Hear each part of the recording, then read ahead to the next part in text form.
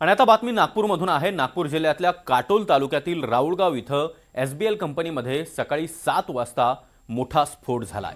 बारूद आणि त्यापासून डेटोनेटरसह इतर स्फोटक बनवणाऱ्या कंपनीमध्ये हा भीषण असा स्फोट झाल्याची माहिती मिळते।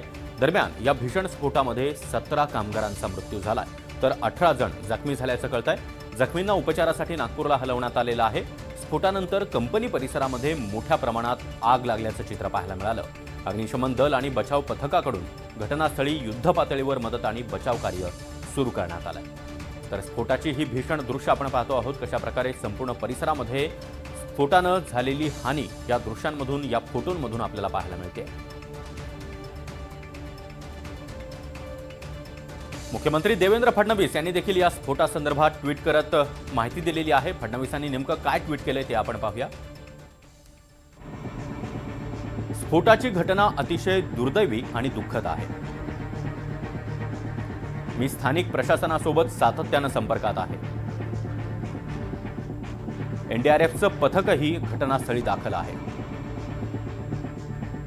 मदत कार्याला वेग देण्यात आलाय। मृतांना मी भावपूर्ण श्रद्धांजली अर्पण करतो, असं ट्विट देवेंद्र फडणवीस यांनी केलंय। तर जखमींना तातडीनं नागपूरला हलवण्यात आल्याची माहिती देखील त्यांनी दिली आहे।